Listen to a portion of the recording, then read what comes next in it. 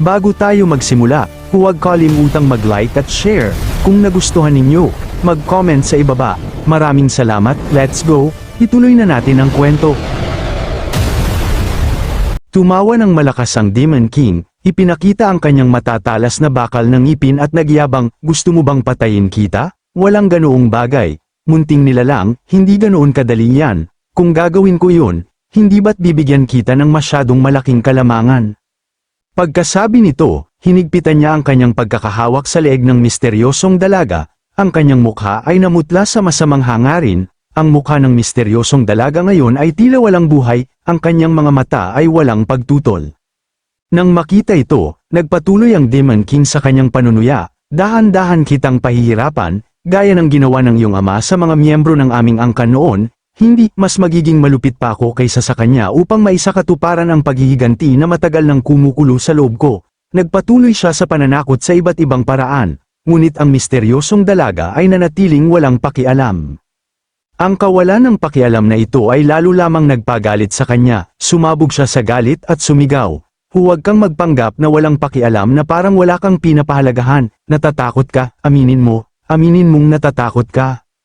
Matapos magwala na parang baliw, muli niyang tinipon ang kanyang madilim na mahika sa kanyang mga kamay, na may balak na ipagpatuloy ang pagpapahirap sa misteryosong dalaga gamit ang kanyang bagong ideya. Sinabi niya, "O marahil, magsisimula ako sa pamamagitan ng pagputol ng dalawang puting binti na ito bago kita kainin."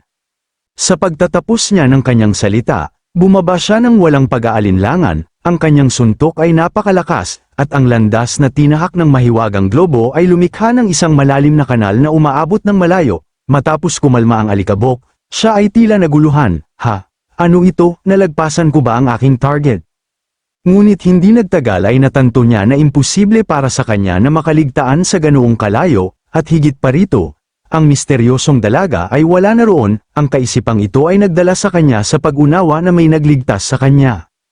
Ang Demon King ay labis na nagalit at sumigaw, "Sino ang nangahas na lumabas at harapin ako?" Tumingala siya, at natulala sa eksena, ang isa pang figura ay may bitbit na misteryosong dalaga sa kanyang mga bisig, na palibutan ng isang umiikot na dagat ng apoy. Ang napakalakas na aura ay nagpang-inig sa Demon King.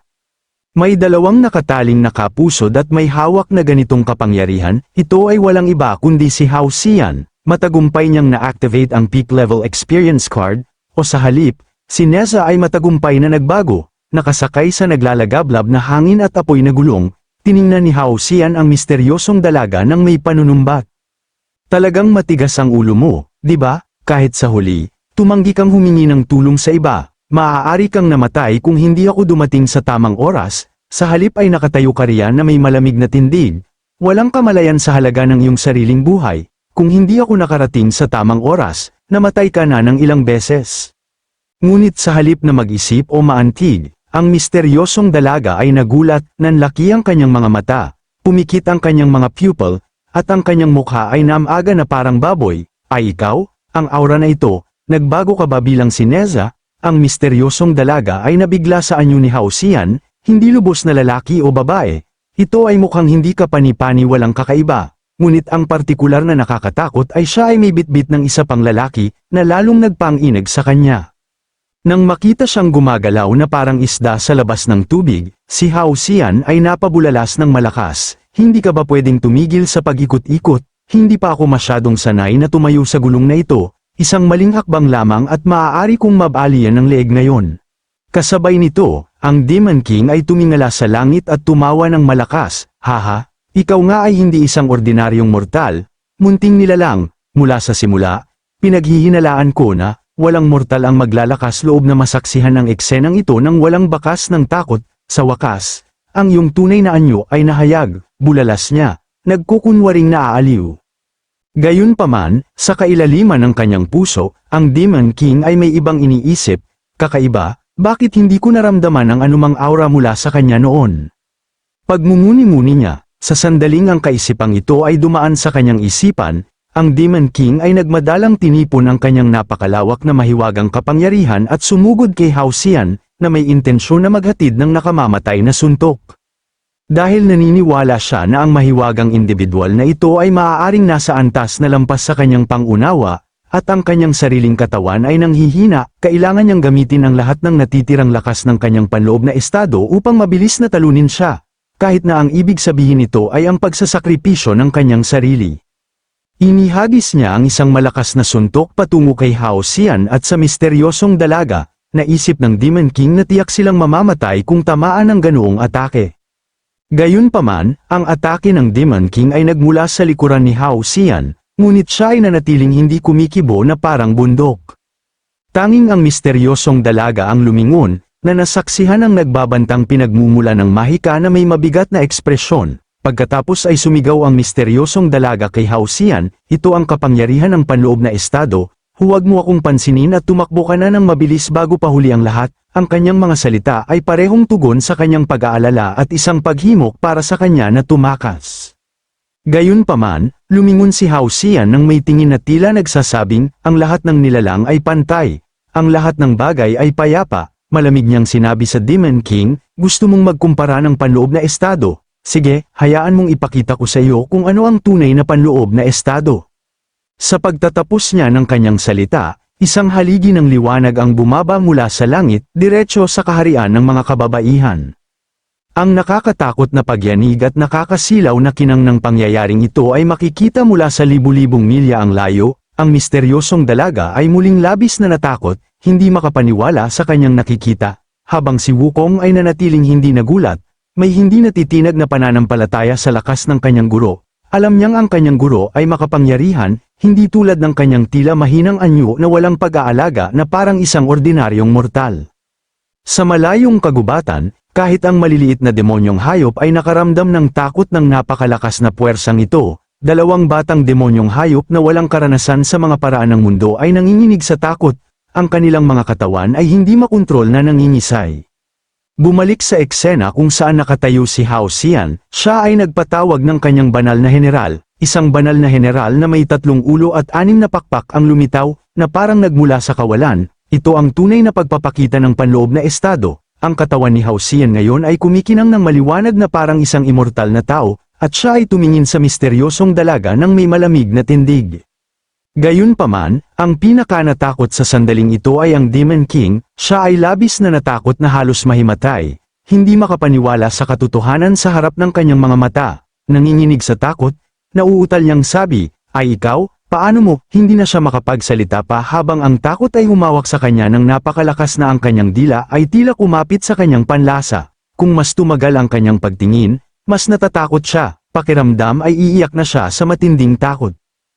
Ang Demon King, na kilala sa kanyang matinding kalupitan at walang awa, ay ngayon ay naging isang nanginginig na gulong sa lupa, hindi na makakatayo. Nang makita siya sa ganoong kalagayan, si Hao Xian ay nagpakita ng pagsabog ng hanggarang pumatay at ng asar. Ano ang problema mo? Hindi ka na makapagsalita ngayon, magsalita ka naman, nakikinig ako.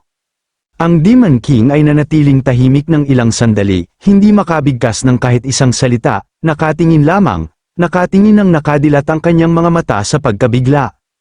Sa kanyang nakaraang buhay, ang Demon King ay isang higanteng ahas dagat na nambibiktima ng mga nilalang sa malawak na karagatan. Sa isang hindi pinangalanang lawa ng isda, ito ay lumalangoy sa paghahanap ng pagkain, ang kanyang napakalaking katawan, matatalas na ngipin, makapal na kaliskis na parang bakal, at matutulis na mga tinik sa kanyang likuran ay nagpapakita ng kanyang bangis. Ang ibang maliliit na isda sa lawa ay tumatakas sa kanyang paningin, o nagiging kanyang pagkain. Ang mga kapaspalad na nahuli ng Demon King ay mabilis na namamatay. Kahit ang mga pinuno mula sa ibang mga nasasakupan ay hindi makaligtas sa kanyang nakamamatay na mga panga. Sa kanyang presensya, ang kamatayan ay hindi maiiwasan. Nagsimula ang labanan sa pagitan ng mga nilalang sa dagat, at ang napakalaking tagumpay ay pag-aari ng ahas dagat sa kanyang mapangwasak na suntok. Unti-unti, ito ay naging isang nilalang na hindi na kayang hamanin ng ibang maliliit na isda, nagtanim ng takot sa lahat ng nakatagpo nito. Sa paglipas ng panahon, pinalakas ng food chain ang kanyang paniniwala na siya ang pinakamalakas na nilalang sa mundo. Pagkatapos, isang araw, isang malakas na bagyo ang tumama, tinangay ang buong lawa sa mga ulap.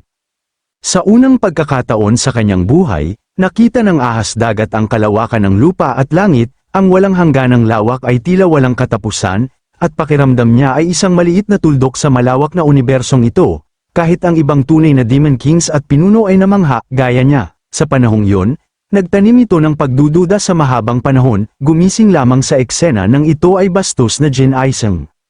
Ngunit ngayon, kahit na mahabang panahon na ang lumipas mula noon, ito ay nagpaalala pa rin sa Demon King ng kawalan ng pag-asa at kawalang halaga ng kanyang nakaraang buhay, at ang kahihiyan na itinuturing niyang kanyang sariling katwiran.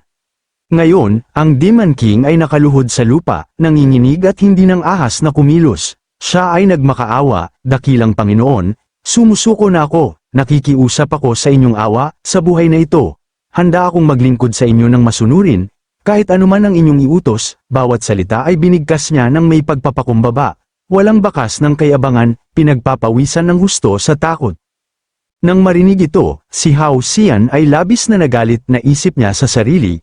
Anong klaseng pagsuko ito? Lahat ba ng aking mga experience card ay nasasayang ng ganito? Hindi ka pa nga lumalaban at sumusuko ka na. Sa sobrang galit, hinawakan niya ang kwelyo ng Demon King at sumigaw, tigilan mo ang katarantaduhang iyan, bumangon ka at lumaban ka sa akin ngayon, munting nilalang. Ang Demon King, nang marinig ito, ay labis na natakot na uutal niyang sabi, hindi ko po magawa, isa lamang po akong maliit na langgam sa harap ng dakilang Panginoon. Paano ko po kayo matatamaan? Ngunit patuloy na pinilit ni Hao Xian ang Demon King, nagtatanong, lalaban ka ba sa akin ngayon o hindi? Pagkatapos ay idiniin niya ang kanyang kamay sa ulo ng Demon King, na nagpangyari sa kanya na mapangiwi sa sakit. Gayunpaman, ang Demon King ay walang natitirang lakas ng loob na lumaban, alam ang napakalaking pagkakaiba sa lakas, ito ay parang paghampas ng itlog sa bato. Nang masaksihan ang eksenang ito, ang misteryosong dalaga ay natulala rin, hindi malinaw kung ano ang kanyang iniisip o kung siya ay nasa pagkabigla pa rin sa kapangyarihan ni Hao Xian, ngunit marahil ay nakita niya ang hindi kapani-pani walang lakas ng Peak Form ni Neza na nararanasan ni Hao Xian, na natili siyang natulala ng mahabang panahon, nakatitig sa kanyang kapangyarihan.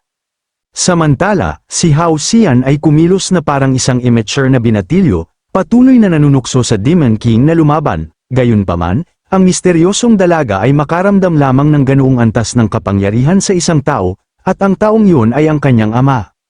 Mula noong siya ay bata pa at nagkaroon ng kamalayan sa mundong ito, ang misteryosong dalaga ay sumunod sa kanyang ama sa malupit na mga lugar para sa pag-aalaga.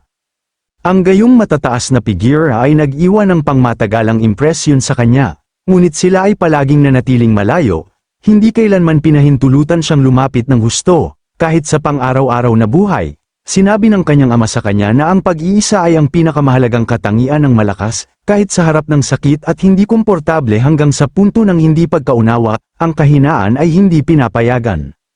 Ngunit palagi siyang naniniwala sa kanyang ama. Isang araw, naglakad sila sa isang manyebe na kagubatan. Tulad ng anumang ibang araw, ang batang babae ay sumunod sa kanyang ama sa kanilang paglalakbay sa pag-aalaga, na pinapanatili ang distansyang yun. Bigla, nakarinig siya ng ingay sa mga kalapit na palumpong at nagpasya na siyasatin ito. Sa mga palumpong, isang maliit at kaibig-ibig na fox ang lumitaw, nakatingin sa kanya. Ang pagkamausisa sa mga cute na bagay ay natural para sa anumang bata, at ang maliit na fox ay tila gusto rin siya. Masaya itong tumalon patungo sa misteryosong dalaga, marahang hinahawakan siya ng kanyang maliit na ilong.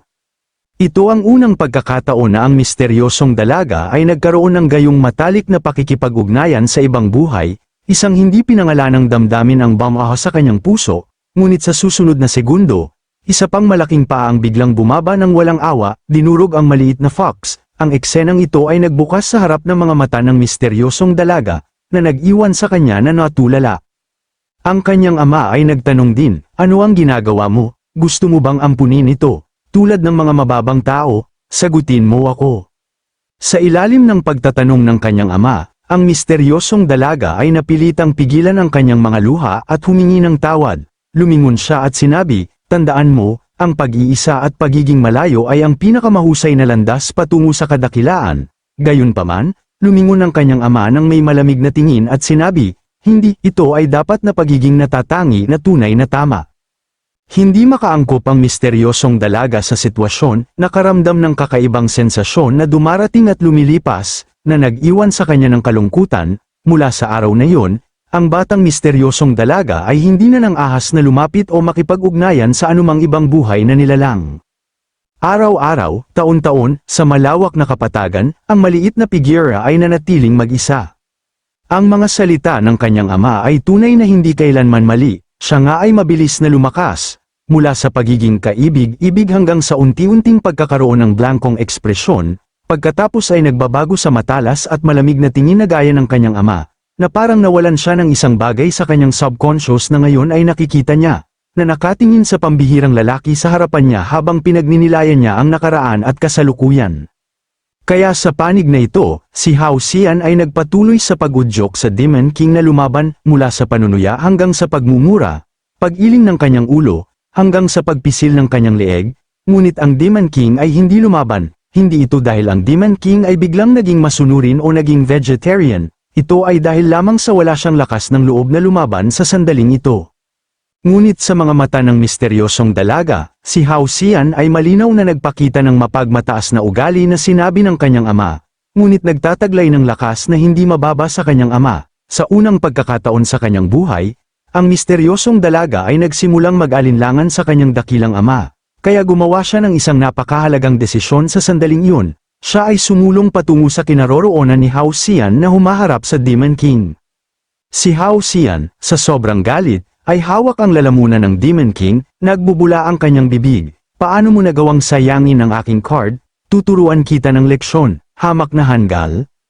Tumayo ang misteryosong dalaga sa likuran, hindi sigurado kung ano ang sasabihin, nauutal, nang marinig ang kanyang boses, lumingon si Hao Xian upang makita kung ano ang nangyayari. Ang misteryosong dalaga, na nakakaramdam ng hiya, ay nagsabi, maaari mo ba akong tanggapin bilang iyong alagad?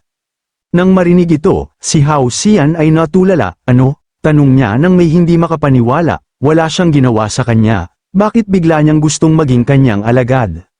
Biglang nag-anunsyo ang sistema, nagkaroon ng malaking pagbabago sa pananaw sa mundo ng misteryosong dalaga, ang kanyang potensyal na halaga ay tumaas ng 35%, binabati kita, host, sa pagkumpleto ng misyon, ang iyong gantimpala ay isang Pick King of Hell Experience card. Si Hao Xian ay masayang nag-wild habang itinaas ang card, isa pang emergency lifeline charm, ngunit pagkatapos ay naalala niya na wala siyang masyadong ginawa mula nang buksan ang Nether card, ang Demon King ay sumuko ng wala sa oras, sinundan ng misteryosong dalaga na gustong maging kanyang alagad, at pagkatapos ay biglang natapos ang misyon. Sandali, ano ang nangyayari, sistema? Ipaliwanag mo ito sa akin, pinaparamdam mo sa akin na parang medyo tanga ko rito,